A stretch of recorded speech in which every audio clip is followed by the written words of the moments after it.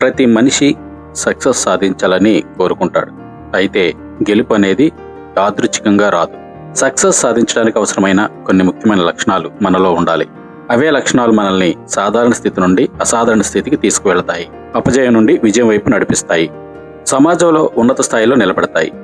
ఈ వీడియో విజయం సాధించడానికి అవసరమైన 10 లక్షణాలు వివరిస్తుంది. వీడియో నచ్చితే లైక్ చేయండి, షేర్ చేయండి, ఛానల్ను సబ్స్క్రైబ్ చేసుకోండి.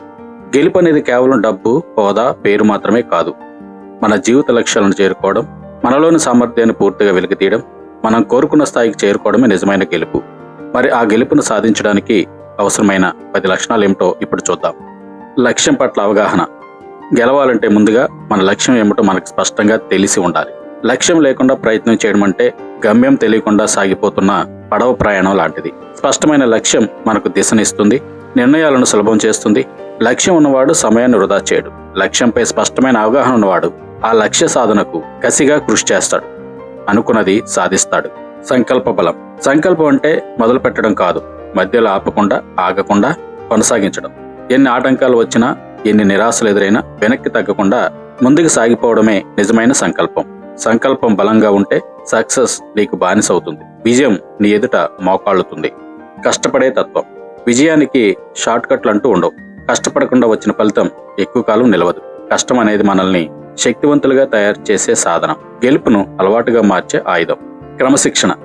ప్రతిభ లేకుండా గెలవచ్చు, కానీ క్రమశిక్షణ లేకుండా గెలవడం అసాధ్యం. ప్రతిరోజు చిన్న చిన్న పనులను సరిగా చేయడం, సమయాన్ని గౌరవించడం, బాధ్యతతో వ్యవహరించడం, ఇవన్నీ క్రమశిక్షణ లక్షణాలు. క్రమశిక్షణ అనేది బయట నుంచి రాదు, అది మన లోపల నుంచే పెంచుకోవాలి. క్రమశిక్షణతో క్రమంగా విజయానికి చేరువ అవ్వచ్చు. ఓర్పు మరియు సహనం.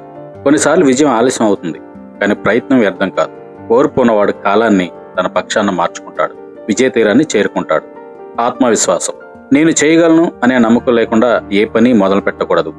ఇతరులు నమ్మకపోయినా మనల్ని మనం నమ్మాలి. స్వీయ విశ్వాసం ఉన్న చోట భయం నిలవదు. గెలుపునకు అవసరమైన ధైర్యాన్ని గుండెల నిండా నింపుతుంది ఆత్మవిశ్వాసం. వైఫల్యాన్ని అంగీకరించే ధైర్యం.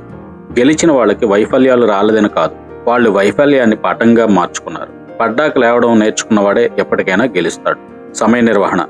సమయం అందరికీ సమానమే, కానీ గెలిచిన వాడు సమయాన్ని పాలిస్తాడు, ఓడిపోయిన వాడు సమయానికి బానిస అవుతాడు. సమయాన్ని సద్వినియోగం చేసుకున్నవాడే విజేతగా నిలుస్తాడు. నేర్చుకునే తపన. గెలవాలంటే ఎప్పటికప్పుడు నేర్చుకోవాలి.